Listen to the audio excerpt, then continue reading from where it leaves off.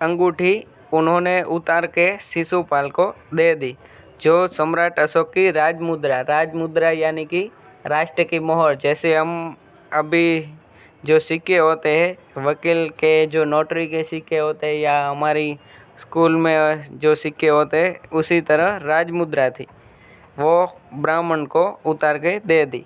अब शिशुपाल न्याय मंत्री थे। उन्होंने राज्य की समुचित व्यवस्था करना आरंभ कर दिया। उनके प्रबंध यानी कि आयोजन से राज्य में पूरी तरह शांति रहने लगी। किसी को किसी प्रकार का भय नहीं था। लोग दरवाजे तक खुले छोड़ जाते थे। चारों तरफ न्याय मंत्री के शुभ प्रबंध और न्याय की धूम मच गई। तो ब्राह्मण को न्याय मंत्री सम्राट अशोक ने बनाया, वो इतना अच्छा कार्य कर रहा था कि सब लोग अपने घर खुले रख के भी सो जाते थे, यानी कि कोई चोरी करके ले जाने से भी डरता था, क्योंकि वो जो न्याय प्रिय था, ब्राह्मण शिशुपाल था, वो न्याय प्रिय था और अगर कोई दोषी पाया जाता तो उन्हें सजा देता है। इसीलिए उनके न्याय से सब अच्छी तरह से समझ गए थे, यानी कि कोई चोरी करने का साहस भी नहीं करता था।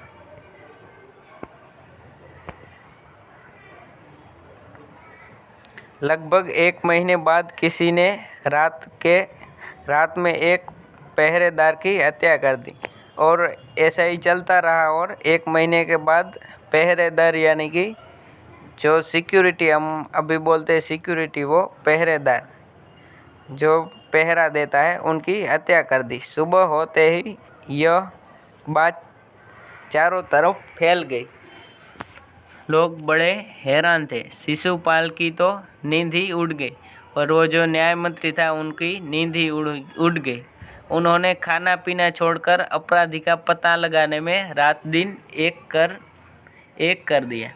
बहुत प्रयत्न करने के बाद जब अपराधी का पता चला तो शिशुपाल ने आश्चर्य का ठिकाना न रहा। और जब बहुत प्रयत्न किया और उन्होंने जो मारने वाला हत्यारा था उनका पता चल गया, और उनका जब ये पता चला कि वो सम्राट अशोक है तो उनके आश्चर्य का कोई ठिकाना ही न रहा। स्वयं सम्राट ने उस पहरेदार की हत्या की थी। सम्राट को अपराधी घोषित करना बहुत ही कठिन काम था। जो महाराज सम्राट अशोक थे उन्होंने ही पहरेदार की हत्या कर दी थी। और अगर शिशुपाल को न्याय करना हो तो वो किस तरह से कर सके, इसलिए वो शिशुपाल भी चिंता में डूब गया। शिशुपाल करे भी तो क्या करे। एक और वे न्याय मंत्री थे और दूसरी ओर सम्राट के सेवक। वो भी धर्म संकट में फंस गया है, क्योंकि वो न्याय मंत्री का पद संभाले हुए था और उनके सामने सम्राट अशोक थे जिनका वो सेवक था, तो उन्हें सजा भी कैसे दे। परंतु न्याय की दृष्टि में सम्राट और साधारण व्यक्ति में कोई अंतर नहीं होता। अगले दिन शिशुपाल दरबार में पहुंचे। सम्राट अशोक सिंहासन पर बैठे हुए थे। आते ही उन्होंने शिशुपाल से पूछा, अपराधी का पता चला? न्याय मंत्री ने साहसपूर्वक कहा, जी हाँ, चल गया। तो फिर उसे उपस्थित करो।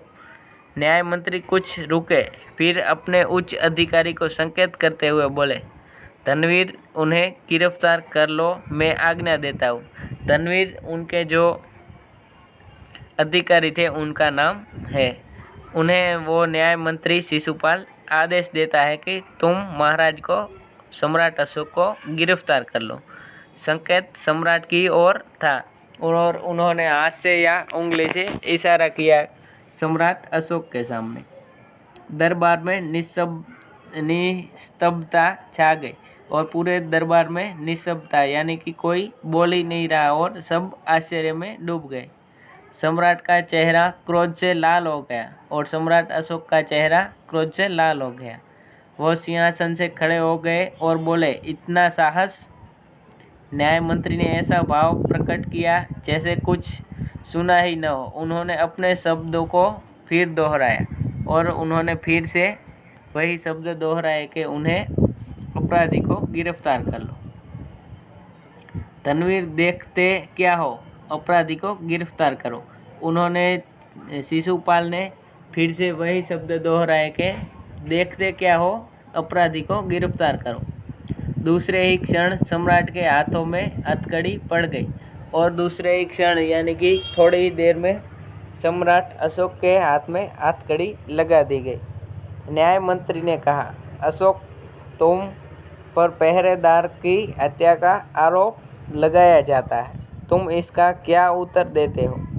सम्राट होठ काट कर रह गए और उन्होंने न्याय मंत्री ने अशोक सम्राट को अशोक के नाम से ही बुला लिया, यानी कि उनका जो पद था वो भी उन्हें उनका सम्मान न करते हुए अशोक कह के बुलाया। और सम्राट ऐसे शब्दों का वो कुछ जवाब न देकर होठ काट कर रह गए। न्याय मंत्री ने फिर पूछा, तो तुम अपराध स्वीकार करते हो? न्याय मंत्री ने प्रश्न पूछा कि तुम अपराध स्वीकार करते हो? हाँ, मैंने उसे मारा अवश्य है, पर उदंड था। सम्राट अशोक कहते हैं कि मैंने उन्हें मारा अवश्य है, पर वो उदंड था, यानी कि अच्छा नहीं था। सम्राट का उत्तर था, वह उदंड था या नहीं, तुमने एक राज कर्मचारी की हत्या की है।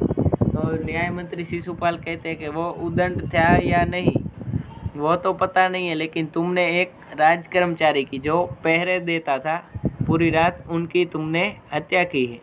तुम अपराधी हो, तुम्हें मृत्युदंड दिया जाता है। और न्याय मंत्री जो था शिशुपाल, उन्होंने सम्राट अशोक को अपराधी कह के मृत्युदंड की सजा दी। न्याय मंत्री ने निर्णय दिया। सभा में सन्नाटा छा गया।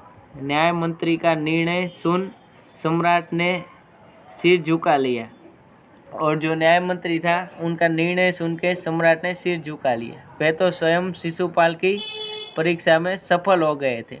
उन्होंने जो शिशुपाल की परीक्षा के लिए वो कितना न्यायप्रिय है और वो कैसे न्याय करता है वो देखने के लिए उन्होंने परीक्षा की थी, और वो उन्होंने सर झुका लिया कि जो हमने परीक्षा लेने की ठानी थी उनमें वो शिशुपाल सफल हो गया। सम्राट का हृदय ऐसे व्यक्ति को पाकर गदगद हो रहा था, और सम्राट अशोक जो थे वो निर्दोष थे, लेकिन उन्होंने ऐसी परीक्षा करने के लिए ऐसा सब खेल रचा था। तभी न्याय मंत्री का संकेत पाकर एक कर्मचारी सम्राट अशोक की सोने की मूर्ति लेकर उपस्थित हो गया। न्याय मंत्री ने खड़े होकर कहा, सज्जनों, यह सच है कि मैं न्याय मंत्री हूँ, और यह भी सच है कि अपराधी को दंड मिलना चाहिए, परंतु अपराधी और कोई नहीं, स्वयं सम्राट है। और शास्त्रों में राजा को ईश्वर का रूप माना गया है, इसलिए उसे ईश्वर ही दंड दे सकता है, और वो खुद दंड न देकर वो कहता है कि जो राजा होता है वो ईश्वर का रूप माना गया है, इसलिए उन्हें सजा भी ईश्वर ही देगा। और मैं आज्ञा देता हूँ कि सम्राट को चेतावनी देकर छोड़ दिया जाए और उनके स्थान पर इसे सोने की मूर्ति को फांसी पर लटका दिया जाए, और जो मूर्ति थी उन्हें फांसी पर लटका दिया जाए, जो मूर्ति सम्राट अशोक की थी, और उनके स्थान पर इस सोने की मूर्ति को फांसी पर लटका दिया जाए, जिससे लोगों को शिक्षा मिले और उन्हें पता चले कि सम्राट का जो न्याय मंत्री है वो न्याय के लिए पक्का है, और उन्हें शिक्षा मिल जाए। न्याय मंत्री का न्याय सुनकर लोग जय जयकार कर उठे। जब सब लोग चले गए तो शिशुपाल ने राज मुद्रा सम्राट अशोक के सामने रख दी और बोले, महाराज, यह राज मुद्रा वापस ले ले, मुझसे वह बोझ नहीं उठाया जाएगा। अशोक ने सम्मान भरी दृष्टि से उनकी ओर देखते हुए गदगद कंठ से कहा, आपने मेरी आंखें खोल दी है, आपका साहस प्रशंसनीय है, यह बोझ आपके अतिरिक्त और कोई नहीं उठा सकता है। न्याय मंत्री निरंतर हो गए, और जो उन्होंने राज्य की मुद्रा दी थी, जो मोहर होती है वो सब में जो ऊंची होती है, और वो उनका बोझ नहीं उठा पा रहा था, इसलिए उन्हें महाराज को सुपुर्द करता है। लेकिन महाराज को ऐसा अच्छा व्यक्ति मिला, इसलिए महाराज कहते हैं कि तुम्हें इसे रखो, तुम ही इसके लायक हो। और अब हम जो पाठ में जो शब्द थे जो हमें समझ में नहीं आ रहे थे उन्हें हम समझेंगे। तो सौभाग्य यानी कि सद्नसीब, सुगम यानी कि सरल, अवसर यानी कि मौका, उद्दंड यानी कि अविवेकी जो विवेक से न बोलता हो और हर चीज़ में बुराई करना चाहता हो, राजमुद्रा यानी कि राष्ट्र की निशानी जिसे हम अभी सिक्का कहते हैं यानी कि सिंबल भी कहते हैं।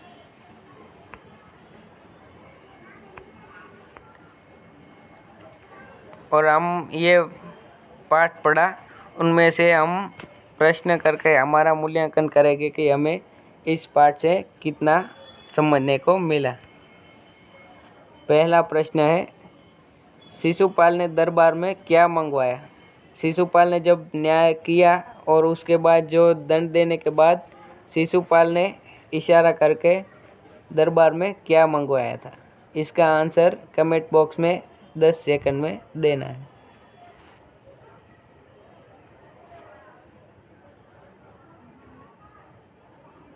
जिनका उत्तर है सम्राट की सोने की मूर्ति और उन्हें फांसी पे चढ़ा देने के लिए आदेश दिया था और महाराज को स्वयं भगवान के उनका न्याय भगवान के ऊपर छोड़ दिया था।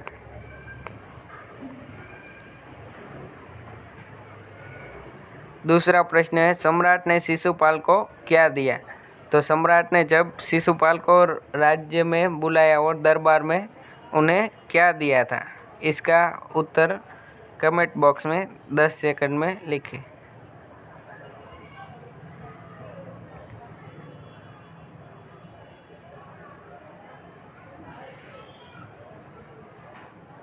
जिनका उत्तर है राजमुद्रा जो राष्ट्र की निशानी होती है। तीसरा प्रश्न है, शास्त्र के अनुसार एक राजा को कौन दंड दे सकता है? और वो न्याय मंत्री था इसलिए महाराज को दंड न देते हुए उन्हें छोड़ दिया था। और वो कहता है कि उन्हें जो राजा होता है उन्हें शास्त्रों में ईश्वर माना जाता है, इसलिए हम उन्हें ईश्वर मान के छोड़ देते हैं। और इनका दंड कौन देगा वो ऑप्शन है उनमें से 10 सेकंड में कमेंट बॉक्स में लिखें।